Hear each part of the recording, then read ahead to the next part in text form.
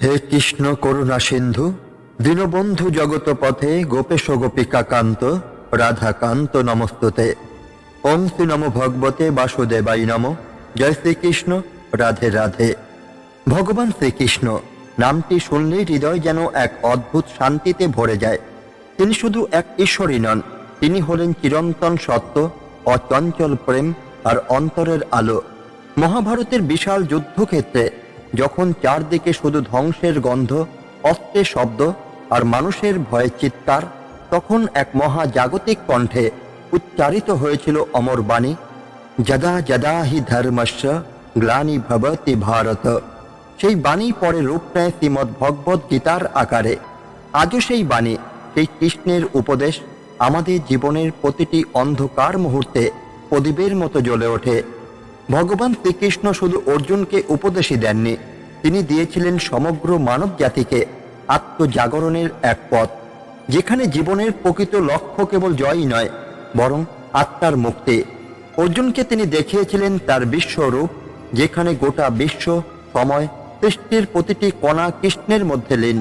আর তিনি নিজে বলেছিলেন, যে ভক্তি করে, যে প্রেমে আমায় খোঁজে, আমি তার হৃদয়ে অবস্থান করি। আজকের এই পর্বে আমরা প্রবেশ করতে চলেছি গীতার নবম অধ্যায়, রাজবিদ্যা রাজগুহ্য যোগের নবম থেকে দ্বাদশ শ্লোক পর্যন্ত। এই অধ্যায়কে বলা হয় গীতার হৃদয়, কারণ এখানে ভগবান কৃষ্ণ প্রকাশ করছেন তার নিজস্ব ঈশ্বর তত্ত্বের গোপন রহস্য, যা জ্ঞানের রাজা ও গুহ্যের রাজা। গীতার এই নবম অধ্যায়ের ভগবান কৃষ্ণ অর্জুনকে এক অদ্ভুত সত্য উপলব্ধি করাতে চান, যে তিনি এই বিশ্ব ব্রহ্মাণ্ডের পরিচালক, কিন্তু কখনো কর্মর বন্ধনে আবদ্ধ নন।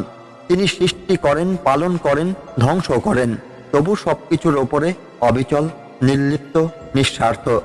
এই অধ্যায় শুরুতে যেমন কৃষ্ণ বলেন, ইদং তুতে গুহত্তমং প্রবক্ষা মানুষ্যবে, অর্থাৎ অর্জুন, আমি তোমাকে এমন এক গোপন জ্ঞান বলবো, যা জানলে তুমি সমস্ত অশুভ থেকে মুক্তি পাবে। আর আজকের এই 9 থেকে 12 নম্বর শ্লোক পর্যন্ত সেই অমৃত বাণী আরো গভীর হয়ে ওঠে। এখানে কৃষ্ণ বুঝিয়ে দেন, তিনি কর্ম করেন, কিন্তু সেই কর্মে জড়িয়ে পড়েন না।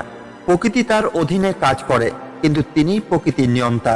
তবুও মানুষ তাকে ভুলে যায়, তাকে শুধুমাত্র মানুষ রূপেই দেখে, আর এভাবেই তারা নিজেদের পতন ডেকে আনে। অর্জুন তখন কুরুক্ষেত্রের যুদ্ধে ভয় ও বিভ্রান্তিতে কাঁপছে। তার হৃদয়ে প্রশ্ন, কেন যুদ্ধ করব, কেন হত্যা করব, কেন এই দুঃখ? কৃষ্ণ তখন তার সামনে খুলে দেন বাস্তবের পর্দা, দেখিয়ে দেন, আমি এই জগতের পরম নিয়ন্তা, আমার আদেশেই প্রকৃতি সৃষ্টির চক্র চালায়। এই কথাগুলো শুধু অর্জুনের জন্যই নয়, আজকের প্রতিটি মানুষের জন্য প্রযোজ্য। আজ আমরা ব্যস্ত, আমরা ক্লান্ত, আমরা বিভ্রান্ত, আমরা ভাবি সবকিছুই আমাদের হাতে, কিন্তু কৃষ্ণ যেন নরম স্বরে বলে যান, না, এই জগৎ আমি চালাচ্ছি, তুমি শুধু যন্ত্র মাত্র। আজ মানুষ প্রযুক্তিতে অগ্রসর, কিন্তু অন্তরে অস্থির। আমরা ভাবি আমরা সফল হচ্ছে, কিন্তু ভেতরে কোথাও এক অদৃশ্য শূন্যতা আমাদের কুড়ে খাচ্ছে, কারণ আমরা ভুলে গেছি মায়াধ্যক্ষেন প্রকৃতি সুয়েতে সচরাচরম, অর্থাৎ এই জগতে যা কিছু ঘটছে সবই ভগবানের নিয়ন্ত্রণে। আমরা নিজেদের ঈশ্বর ভেবে বসেছি, এটাই আজকের অসুরী প্রবৃত্তি। তাই যতই অর্জন করি, সুখ দূরে সরে যায়। কৃষ্ণ যেন বলছেন, যে আমাকে মানুষ মনে করে, আমার পরম সত্তাকে চিনতে পারে না, তার আশা, কর্ম, জ্ঞান সবই বৃথা। ঈশ্বর কর্মে থাকেন, কিন্তু কর্মে জড়িত নন। প্রকৃতি তার ইচ্ছায় সৃষ্টি করে ও ধ্বংস হয়। অহংকারী মানুষকে সত্য থেকে দূরে সরিয়ে দেয়।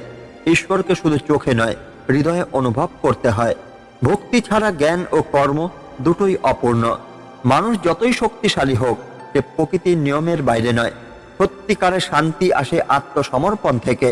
যে ঈশ্বরকে মানুষ রূপে সীমাবদ্ধ ভাবে, সে আসলে তার পরম শক্তিকে অস্বীকার করে।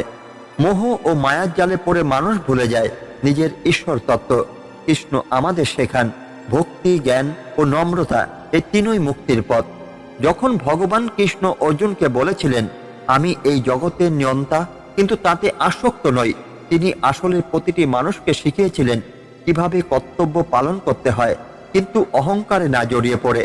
আজকের যুগে অফিস, পরিবার, সমাজ সব জায়গায় মানুষ নিজের সাফল্যের গর্বে ডুবে গেছে, কিন্তু কৃষ্ণের বাণী আজও বাতাসে ভেসে আসে, যে নিজের কর্মে আসক্ত হয় না, সেই আসল মুক্ত মানুষ।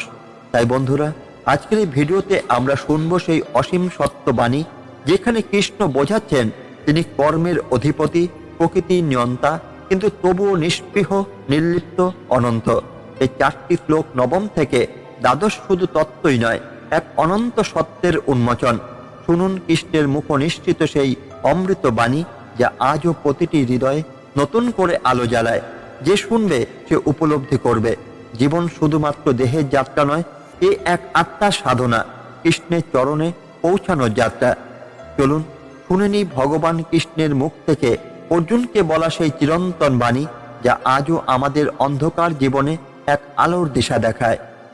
গীতার নবম অধ্যায়ে 9 নম্বর শ্লোকে ভগবান কৃষ্ণ বললেন, ন চ মাং তানি কর্মাণি নিবদ্ধন্তি ধনঞ্জয় উদাসীন বদাসীনম সত্যং তেষু কর্মসু। অর্থাৎ, হে ধনঞ্জয়, এই সমস্ত কর্ম আমাকে বেঁধে রাখতেই পারে না। আমি যেন উদাসীন দর্শকের মতো থাকি। যদিও আমি সব কর্মের স্রষ্টা, তবু তাদের প্রতি আমার কোনো আসক্তি নেই। এই শ্লোকের মধ্যে লুকিয়ে আছে জীবনের এক গভীরতম সত্য। কর্ম করো, কিন্তু আসক্ত হয়েও না। ভগবান শ্রীকৃষ্ণ এই বাণীর দ্বারা অর্জুনকে বোঝাচ্ছেন, যে ব্যক্তি ঈশ্বরের মতো নিজের কর্তব্য করে কিন্তু ফলের প্রতি আসক্ত হয় না, সে মুক্ত থাকে। আর যে ব্যক্তি কর্ম করে কিন্তু আমি আর আমার এই অহংকারে জড়িয়ে যায়, সে নিজেই নিজের বন্ধন তৈরি করে। কর্ম করো, কিন্তু ঈশ্বরের মতো নিরাসক্ত থেকো। ভগবান শ্রীকৃষ্ণ এই জগতের সবকিছু চালাচ্ছেন, সৃষ্টি, পালন, লয়, তবু তিনি এর মধ্যে জড়িয়ে নেই। তিনি যেন এক দর্শক, যিনি নীরবে দেখছেন কিন্তু আসক্ত নন। মানুষের জীবনে যদি এই ভাব আসতে পারে, তবে সে যত বড়ই কর্ম করুন না কেন, মন শান্ত থাকে। আজকের যুগে যখন সবাই ফলের চিন্তায় পড়ছে, কৃষ্ণ আমাদের শেখান, যা তোমার কর্তব্য সেটি করো, বাকিটা আমার ওপর ছেড়ে দাও। আসক্তি থেকেই জন্ম নেয় দুঃখ। যে মানুষ কর্মের ফলের প্রতি আকৃষ্ট, তার মন কখনো শান্ত থাকে না। সে ক্রমাগত ভাবতে থাকে, আমি সফল হলাম কিনা, লোক কি বলবে, লাভ হলো কিনা, এই চিন্তাই তাকে বন্দী করে। কৃষ্ণ বলেছেন, আমি কর্ম করি তবু আসক্ত নই। অর্থাৎ আমরা যখন কর্মকে ঈশ্বরের সেবা হিসেবে দেখি, তখন দুঃখ আসে না, শুধু শান্তি আসে। নেতৃত্ব মানে নিরাসক্ত দায়িত্ব। মহাভারতে কৃষ্ণ ছিলেন কুরুক্ষেত্রের যুদ্ধের কেন্দ্রবিন্দু। তিনি চাইলে যুদ্ধ বন্ধ করতে পারতেন, কিন্তু করেননি, কারণ এটি ছিল ধর্মযুদ্ধ, ন্যায় ও অন্যায় সংঘর্ষ। তিনি শুধু অর্জুনের সারথি রূপেই থেকেছেন, কিন্তু সিদ্ধান্তের দায় অর্জুনের উপরে দিয়েছেন। তিনি কাজ করেছেন, কিন্তু ফলের দাবি করেননি। এটাই ঈশ্বরীয় নেতৃত্ব, যেখানে কর্তব্য আছে কিন্তু অহংকার নেই। প্রকৃত যোগী কর্মী, অলস নয়। অনেকে ভাবে যোগ মানে কাজ ছেড়ে দেওয়া, সংসার থেকে পালানো, কিন্তু কৃষ্ণ বলেন, যোগী সেই যে কাজের মধ্যে থেকেও নিজের মনকে স্থির রাখে। যেমন আগুন জ্বলে কাঠ, কিন্তু আগুন নিজে নিঃস্বার্থভাবে জ্বলে, তেমনি কর্মী মানুষকে নিজের কাজ করতে হবে, কিন্তু তাতে আসক্ত না হয়ে। প্রত্যেক কাজের উদ্দেশ্য যদি ঈশ্বর হয়, তবে তা পূর্ণ। ভগবান বলেন, আমি সমস্ত কাজ করি, কিন্তু তাতে কোনো আসক্তি নেই। আজ যদি মানুষ নিজের প্রতিটি কাজ, অফিস, সংসার, সেবা বা অধ্যয়ন সবকিছু ঈশ্বরের উদ্দেশ্য করে, তবে সেই কাজই পূর্ণ হয়ে যায়। যেমন কৃষ্ণ বলেছিলেন অর্জুনকে, তুমি যুদ্ধে দাঁড়াও, কিন্তু ভেবো না তুমি হত্যা করছো, তুমি কেবল আমারই যন্ত্র। কর্মফল ত্যাগ মানেই আত্মশুদ্ধি। অর্জুন যখন ভয় পেল, হত্যার পাপে দগ্ধ হতে লাগলো, কৃষ্ণ তখনই বললেন, তুমি দায়িত্ব পালন করো, ফল আমাকে দাও। এই কথাই হলো কর্মযোগের মর্ম। আজও মানুষ নিজের জীবনের ব্যর্থতা বা সাফল্যে জড়িয়ে পড়ে দুঃখ পায়। যদি আমরা ফলের অধিকার ঈশ্বরকে দেই, তবে মন মুক্ত হয়, আত্মা পবিত্র হয়। আসক্তি মানুষকে দাস করে, অনাসক্তি তাকে রাজা করে। যে ব্যক্তি নিজের কাজের ফলের ওপর নির্ভরশীল, সে পরের হাতে বন্দী, কিন্তু যে ফলের চিন্তা না করে কাজ করে, সেই স্বাধীন। কৃষ্ণের মতো নিরাসক্ত থাকা মানে নিজের ভেতরে রাজত্ব করা। তিনি সবকিছু নিয়ন্ত্রণ করেন, কিন্তু কিছুতেই আসক্ত নন। এই অবস্থায় মুক্ত আত্মার প্রতীক। ঈশ্বর সব করেন, মানুষ কেবল মাধ্যম। মহাভারতের যুদ্ধক্ষেত্রে কৃষ্ণ নিজেকে কখনো নায়ক বলেননি।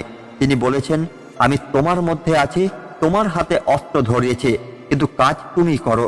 এই শিক্ষাই আজকের মানুষের জন্য প্রযোজ্য। আমরা কিছুই নিজের বলে করতে পারি না, আমরা কেবল ঈশ্বরের যন্ত্র। এই উপলব্ধি এলে অহংকার দূর হয়। উদাসীনতা মানে নিষ্ঠুরতা নয়, জ্ঞানের পরিপূর্ণতা। কৃষ্ণ বলেন, আমি উদাসীন বদাসীনম, অর্থাৎ আমি যেন নিরাসক্ত দর্শক। কিন্তু এই উদাসীনতা নিষ্ঠুরতা নয়, এটি জ্ঞানের ফল। যে জানে সবই ঈশ্বরের ইচ্ছায় চলছে, সে আর অস্থির হয় না। এই অবস্থায় যোগী চূড়ান্ত শান্তি। কর্মে শান্তি পাওয়া যায়, পালিয়ে নয়। অর্জুন প্রথমে যুদ্ধ থেকে পালাতে চেয়েছিল। কৃষ্ণ তখনই বলেছিলেন, তুমি যুদ্ধ থেকে পালালে মুক্তি পাবে না, বরং নিজের কর্তব্য পালন করে শান্তি পাবে। আজও জীবনের ক্ষেত্রভূমিতে আমাদের দাঁড়াতে হয়। সংঘাত, কষ্ট, দায়িত্ব এসব থেকে পালিয়ে নয়, বরং সেগুলোকে ঈশ্বরের ইচ্ছা ভেবে গ্রহণ করলে মুক্তি মেলে। এই শ্লোকের মধ্য দিয়ে ভগবান শ্রীকৃষ্ণ আমাদের শেখান, সৃষ্টিকর্তা নিজেই সবকিছু করেন, তবু আসক্ত নন। তিনি আমাদের মধ্যে কাজ করেন, আবার আমাদের কর্মের ঊর্ধ্বে অবস্থান করেন। এই দুই সত্য বুঝতে পারলেই মানুষ নিজের ভেতরে ঈশ্বরকে উপলব্ধি করতে পারে। যখন আমরা কাজ করি কিন্তু ফলের চিন্তা না করি, তখন মন শান্ত হয়। যখন আমরা বুঝি আমিই করছি না, ঈশ্বরই করছেন, তখন জীবনের প্রতিটি কাজ পূর্ণ হয়ে যায়। এবং তখনই মানুষ পৌঁছে যায় সেই অবস্থায় যেখানে থাকে শুধু শান্তি, নীরবতা আর এক চিরন্তন আলো, যেখানে থাকে শুধু কৃষ্ণ আর তার অসীম করুণা। গীতার 9ম অধ্যায়ে 10 নম্বর শ্লোকটি হল, ময়াধ্যক্ষেন প্রকৃতি শ্রীয়তে সচরাচরম হেতু নানেন কন্তেয় জগৎ বিপরিবর্ততে। অর্থাৎ, হে কন্তেয়, আমার অধীনে প্রকৃতি সচল হয়ে সমস্ত সচরাচর জগৎ সৃষ্টি করছে। আমার তত্ত্ব নির্দেশেই এই জগৎ বারবার পরিবর্তিত ও পরিচালিত হচ্ছে। এই শ্লোকের মধ্যে ভগবান শ্রীকৃষ্ণ তুলে ধরলেন সৃষ্টির অন্তর্নিহিত ঈশ্বরীয় বিজ্ঞান। তিনি বলছেন, আমি সেই অদৃশ্য পরিচালক যার আদেশে প্রকৃতি কাজ করে। যা কিছু ঘটে, দিন ও রাত, জন্ম ও মৃত্যু, সৃষ্টি ও ধ্বংস, সবই ঘটে সেই ময়াধ্যক্ষ অর্থাৎ আমার তত্ত্ব নিয়ন্ত্রণে। ঈশ্বরের প্রকৃতির সর্বোচ্চ পরিচালক। কৃষ্ণ বলেন, ময়াধ্যক্ষেন প্রকৃতি, অর্থাৎ আমি প্রকৃতির অধিপতি। আমরা মনে করি প্রকৃতি নিজে নিজে চলে, কিন্তু কৃষ্ণ বোঝাচ্ছেন প্রকৃতির পেছনে আছে এক চৈতন্য শক্তি যা তাকে পরিচালনা করে। আজকের বিজ্ঞানের ভাষায় একে বলা যায় কসমিক ইন্টেলিজেন্স। যে শক্তি গাছকে জন্ম দেয়, সূর্যকে আলো দেয়, নদীকে প্রবাহিত রাখে, সেটি কৃষ্ণের নির্দেশে কাজ করছে। মহাভারতে কৃষ্ণ এই কথাই অর্জুনকে বোঝাতে চেয়েছিলেন। মানুষ ভাবে সে নিজের ইচ্ছায় কাজ করছে, কিন্তু আসলে প্রতিটি কর্মই চলছে ঈশ্বরের তত্ত্ব নির্দেশে। প্রকৃতি ঈশ্বরের শক্তি, ঈশ্বর প্রকৃতির নয়।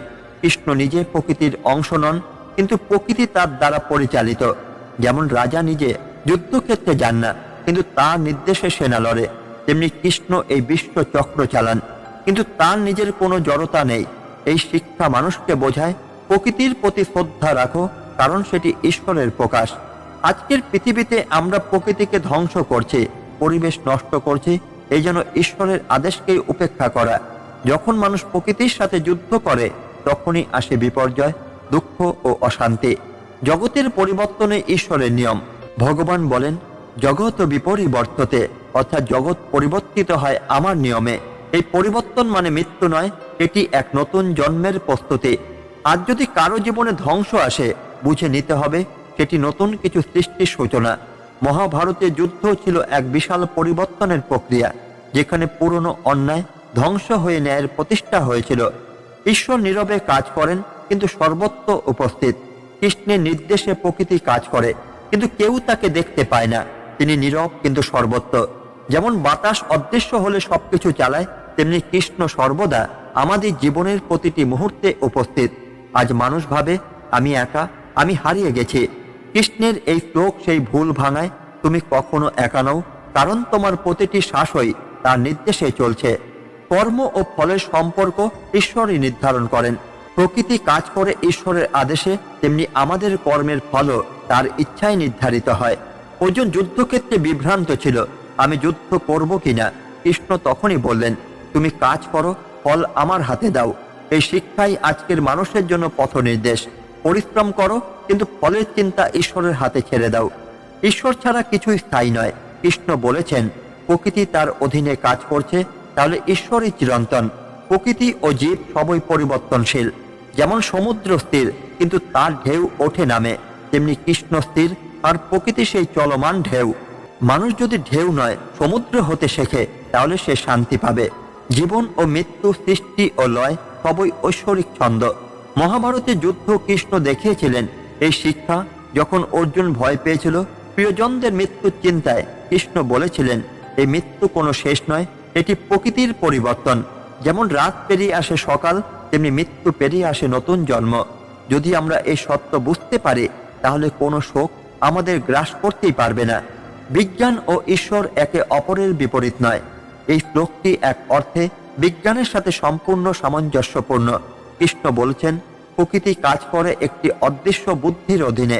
আজ বিজ্ঞান বলছে মহাবিশ্বে এক রহস্যময় শক্তি আছে, যাকে কেউ বলে কোয়ান্টাম ইন্টেলিজেন্স, কেউ বলে মহাশক্তি। গীতার ভাষায় সেটিই কৃষ্ণ, যিনি মায়াধ্যক্ষান অর্থাৎ পরিচালনকারী। এই উপলব্ধি মানুষকে বিশ্বাস ও বিজ্ঞানের মধ্যে সেতু বন্ধন শেখায়। প্রকৃতির প্রতিটি পরিবর্তনে ঈশ্বরের শিক্ষা আছে। ঝড়, বৃষ্টি, দুর্যোগ সবই প্রকৃতির মাধ্যমে ঈশ্বরের উপদেশ। যখন প্রকৃতি রেগে যায় তখন আসলে সে আমাদের ভুল ঠিক করছে। যেমন দুঃখ ও কষ্ট আমাদের অহংকার ভাঙে, তেমনি প্রাকৃতিক পরিবর্তন আমাদের শেখায় নম্রতা। মহাভারতে যখন অহংকার আচ্ছন্ন পৃথিবী ডুবে গিয়েছিল, তখনই যুদ্ধের আগুনে সব পুড়ে গিয়ে জন্ম নেয় নতুন সত্য যুগের প্রস্তুতি। ভক্তি মানে ঈশ্বরের পরিকল্পনায় বিশ্বাস রাখা। কৃষ্ণ এই শ্লোকে বলছেন আমার নির্দেশে সবকিছু চলছে, অর্থাৎ যা কিছু ঘটছে তা কেবল তোমার নয়, তা ঈশ্বরের পরিকল্পনা। যদি আমরা এই বিশ্বাস রাখি তাহলে জীবনের প্রতিটি বিপর্যয় আমাদের আর ভয় দেখাতেই পারবে না।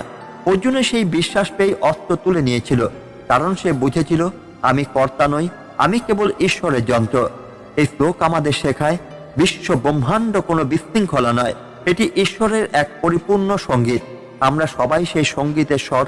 যদি আমরা নিজেদের কাজ ঈশ্বরের হাতে সমর্পণ করি তাহলে জীবনের প্রতিটি মুহূর্ত হয়ে ওঠে পবিত্র, অর্থপূর্ণ আর মুক্তির পথে এক ধাপ এগিয়ে। যেমন ভগবান শ্রীকৃষ্ণ নিজেই বলেন আমি না থাকলে প্রকৃতি চলবে না, আমি না চাইলে কিছুই ঘটবে না, কিন্তু আমি সব ঘটিয়ে নিরাসক্ত। এই নিরাসক্ত পরিচালনাই হলো পরম জ্ঞান, যেখানে মানুষ বুঝতে শেখে জগৎ চলে না আমার ইচ্ছায়, আমি চলি তার ইচ্ছায়। আর সেই উপলব্ধি মুক্তির সূচনা। গীতার 9ম অধ্যায়ের 11 নম্বর শ্লোকটি হল অবজানন্তি মাং মুরা মানুষিং তনুমাস্কৃতম পরং ভাবম জানন্ত মম ভূত মহেশ্বরম। অর্থাৎ অজ্ঞানীরা আমার মানুষ রূপে অবতীর্ণ হওয়াকে তুচ্ছ মনে করে। তারা আমার পরম অসীম সর্বভৌমিক ঈশ্বরীয় সত্তাকে জানে না।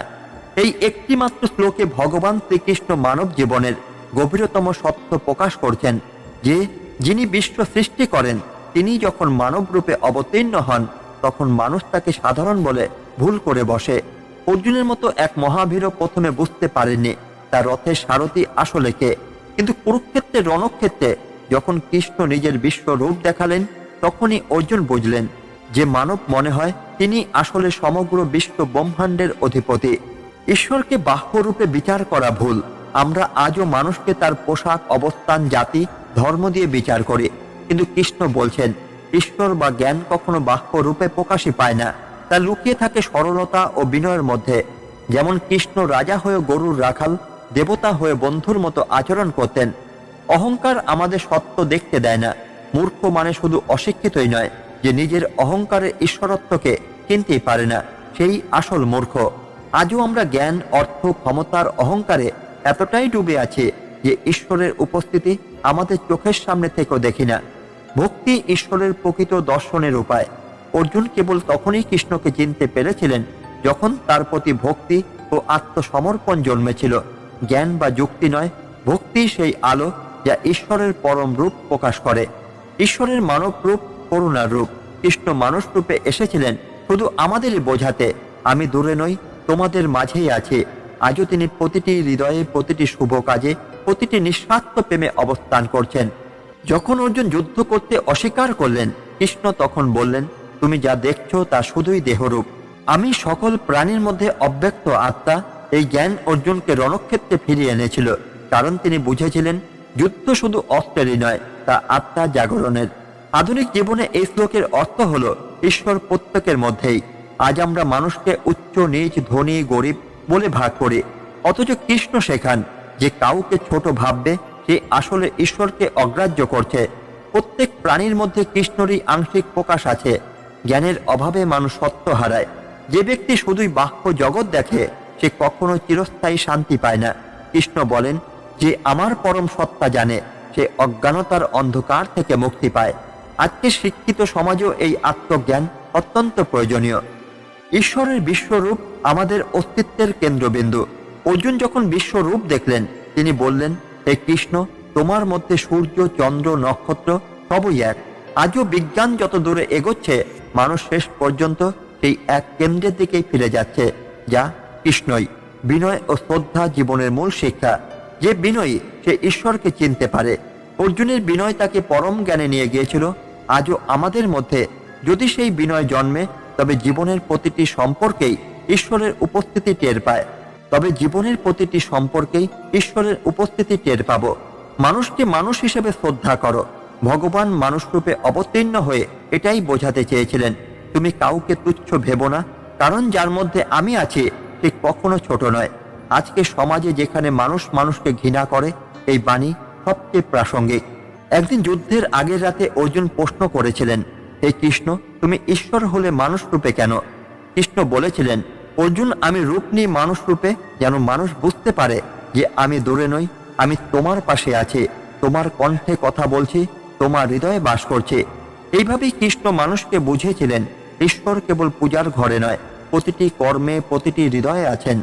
আজ মানুষ জ্ঞান, অর্থ, প্রযুক্তিতে অনেক এগিয়েছে, কিন্তু ভেতরের দৃষ্টি হারিয়েছে। আমরা ঈশ্বরকে বইয়ের পাতায় খুঁজি, কিন্তু আশেপাশের মানুষ, প্রকৃতি, এমনকি নিজের ভেতরে সেই ঈশ্বরীয় সত্তাকে দেখতেই পারি না। কৃষ্ণের এই শ্লোক যেন আজও বলে যায়, যদি ঈশ্বরকে খুঁজতে চাও প্রথমে তোমার অহংকার ত্যাগ করো, তারপর যে আলো আসবে সেটা আমি। এই শ্লোকের সার কথা, যে ঈশ্বরকে সাধারণভাবে দেখে সেই অজ্ঞ, যে তার পরম রূপ অনুভব করে সেই মুক্তি পায়। কৃষ্ণের কণ্ঠে আজও যেন ধ্বনিত হয় সেই অমর বাণী, অর্জুন, আমি সর্বত্র আছি, কিন্তু তোমার হৃদয়ের বিশ্বাস ছাড়া আমায় কেউ চিনতেই পারবে না। গীতার 9ম অধ্যায়ের 12 নম্বর শ্লোকটি হল, মোঘাসা মুখ কর্মান মুখ জ্ঞান বিচতেশ রাক্ষসীম আসুরিং চৈব প্রকৃতিং মোহিনীং শ্রিতা। অর্থাৎ যাদের আশা ব্যর্থ, কর্ম ব্যর্থ, জ্ঞান ব্যর্থ, তারা আসুরি ও রাক্ষসী প্রকৃতিকে আশ্রয় করে মোহগ্রস্ত হয়ে থাকে। এই শ্লোকটি ভগবান শ্রীকৃষ্ণের সেই কঠিন কিন্তু জাগরণমূলক সতর্কবাণী, যা আজকের যুগেও একইভাবে প্রযোজ্য। কৃষ্ণ এখানে যে মোঘাসা, মুখকর্ম, মুখাজ্ঞানা বলছেন তা শুধু প্রাচীন যুদ্ধক্ষেত্রের মানুষের কথাই নয়, আজকের প্রতিটি মানুষের জীবনের প্রতিফলন। অর্জুনের মতোই আমরা সবাই কোনো না কোনো দুঃসময়ে বিভ্রান্ত হয়ে পড়ি। কি করব, কেন করব, কিসের জন্য করব, এসব প্রশ্নের উত্তর খুঁজে পাই না। আর এই বিভ্রান্তি জন্ম দেয় মোহ, অহংকার ও অসুরী প্রকৃতিকে। কৃষ্ণের শিক্ষা হলো, আশা, কর্ম, জ্ঞান সব ব্যর্থ হয় যদি তা ঈশ্বরবিহীন হয়। যে মানুষ শুধুমাত্র নিজের সুখের জন্য আশা করে, নিজের স্বার্থে কর্ম করে আর আত্মার জ্ঞান থেকে বিচ্যুত থাকে, সে যত বড়ই হোক তার জীবনের সব অর্জন একদিন শূন্যতায় মিশে যায়। এই শ্লোক সেই আত্মপ্রবঞ্চনা জাগরণ ঘণ্টা। আশার সঠিক দিক নির্ধারণ করো। মোঘাসা মানে বৃথা আশা। যে আশার মধ্যে ঈশ্বর নেই, মানবতার মূল্য নেই, সে আশা একদিন নিজেকেই গ্রাস করে। আজ মানুষ গাড়ি, টাকা, পদমর্যাদা নিয়ে এতটাই মত্ত যে সুখের মূল উৎস শান্তি হারিয়ে ফেলেছে। কর্মফল নয়, কর্তব্যে মন দাও। মুখ কর্মানো মানে সেই সব কর্ম যা আত্মার উদ্দেশ্য নয়। অর্জুনের মতোই আমাদের শেখানো হয়েছে ফলের আশায় নয়, কর্তব্যে নিবিষ্ট হও। কৃষ্ণ বলেছিলেন, কর্ম করো কিন্তু আসক্ত হও না। এই বাক্যটাই জীবন মুক্তির মূল মন্ত্র। জ্ঞানের অহংকারের সবচেয়ে বড় অজ্ঞতা মুখ জ্ঞানা, অর্থাৎ যে জ্ঞান মানুষকে বিনয়ী না করে গর্বিত করে। আজকের মানুষ তথ্য জানে কিন্তু সত্য জানে না। যে জ্ঞান আত্মাকে স্পর্শ করে না তা বৃথা জ্ঞান। অসুরীর প্রকৃতি হল আত্মকেন্দ্রিক মানসিকতা। কৃষ্ণ বলেছিলেন, অসুরীর প্রকৃতি সেই যে শুধু নিজের সুখের চিন্তা করে। আজ সমাজে এই মনোভাবই আমাদের দূষিত করছে। কেউ কাউকে সাহায্য করে না, সবাই শুধু আমি কেন্দ্রিক হয়ে গেছে। রাক্ষসী প্রবৃত্তি, ধ্বংসের ইচ্ছা। রাক্ষস মানে দানব নয়, যে অন্যের কষ্টে আনন্দ পায়, যে প্রতিশোধে বাঁচে, অন্যকে নামিয়ে নিজের স্থান বাড়াতে চায়, সে আসলে সেই রাক্ষসী প্রকৃতির অধিকারী। মোহিনী প্রকৃতি হলো ভ্রমের জাল। কৃষ্ণ বলেছিলেন, মোহিনীর মতো এই প্রকৃতি মানুষকে ফাঁদে ফেলে দেয়। আজকের বিজ্ঞাপন, সোশ্যাল মিডিয়া, প্রতিযোগিতা সব যেন সেই মোহিনীর রূপ, যা আমাদের চেতনা থেকে দূরে নিয়ে যাচ্ছে। ভক্তি ছাড়া সবকিছু ব্যর্থ। কৃষ্ণ অর্জুনকে বলেছিলেন, তুমি যত বড় যোদ্ধাই হও, যদি তোমার অন্তরে ভক্তি না থাকে তবে তোমার জয়ও অর্থহীন। আজও মানুষ অর্জন করেছে অনেক, কিন্তু ভেতরে আছে শূন্যতা, কারণ সেখানে ভক্তি ও আস্থা নেই। জীবন মানেই পরীক্ষার ক্ষেত্র। কুরুক্ষেত্র শুধু যুদ্ধক্ষেত্র নয়, এটি প্রতিটি মানুষের মনের প্রতীক, যেখানে আত্মা ও অহংকারের মধ্যে লড়াই চলে। যে কৃষ্ণকে স্মরণ নেয় সে মুক্ত হয়, আর যে নিজের শক্তিকে বিশ্বাস করে সে মোহগ্রস্ত হয়। সফলতা তখনই অর্থপূর্ণ যখন তা ঈশ্বরমুখী। আজকের যুগে অনেকেই সফল কিন্তু শান্ত নয়। কৃষ্ণের এই শ্লোক যেন বলে যে ঈশ্বরবিহীনভাবে সফল, তার সাফল্য একদিন ধ্বংসের দিকে যাবে। পরম জ্ঞানের উদ্দেশ্য হলো আত্মজাগরণ। সত্যিকারের জ্ঞান মানে শুধু শাস্ত্রই জানা নয়, নিজের ভেতরের অন্ধকার চিনতে পারা। যে নিজেকে চিনতে পারে সে ঈশ্বরকে চিনে ফেলে। কুরুক্ষেত্রের যুদ্ধে একসময় দুর্যোধন ভগবান কৃষ্ণের কাছে এলেন। কৃষ্ণ তখন বিশ্রামে ছিলেন। দুর্যোধন তার মাথার কাছে দাঁড়িয়ে রইলেন, আর অর্জুন কৃষ্ণের পদপ্রান্তে বসে প্রণাম করলেন। কৃষ্ণ চোখ খুলে প্রথমে অর্জুনকে দেখলেন এবং বললেন, অর্জুন, তুমি আগে এসেছো, তাই তোমাকেই আগে বলি। দুর্যোধন রুষ্ট হয়ে বলল, আমি শক্তিশালী সেনা চাই। অর্জুন বলল, আমি চাই কেবল তোমাকে, হে কৃষ্ণ। দেখো, একজন ঈশ্বরকে চাইল, অন্যজন ঈশ্বরের সেনা চাইল। ফল, অর্জুনের জয় হলো দুর্যোধনের পরাজয়। এই হলো এই শ্লোকের জীবন্ত উদাহরণ। যে ঈশ্বরকে ত্যাগ করে তার জ্ঞান, কর্ম, আশা সবই বৃথা হয়ে যায়। আজকের পৃথিবীতে এই শ্লোকের প্রাসঙ্গিকতা হলো, আজকের মানুষ বিজ্ঞান, প্রযুক্তি, অর্থে অগ্রগামী, কিন্তু হৃদয়ে পিছিয়ে গেছে। অস্থিরতা, হিংসা, প্রতারণা, মানসিক ভয়, এইসব আজকের সমাজের প্রতিচ্ছবি। আমরা সবাই দৌড়াচ্ছি, কিন্তু জানি না কিসের জন্য। কৃষ্ণ যেন আজও কানে ফিসফিস করে বলেন যে ঈশ্বরবিহীনভাবে দৌড়াবে সে মোহিনীর ফাঁদেই পড়বেই। যে আশা ঈশ্বরবিহীন তা বৃথা, যে কর্ম আত্মাহীন তা ফলহীন, যে জ্ঞান বিনয়হীন তা অন্ধকার, আর যে জীবন ভক্তিহীন তা শূন্য। ভগবান কৃষ্ণের বাণী আজও ধ্বনিত হয়, অর্জুন, মানুষ যখন আমায় ভুলে যায় তখন সে নিজের ভেতরেই হারিয়ে যায়।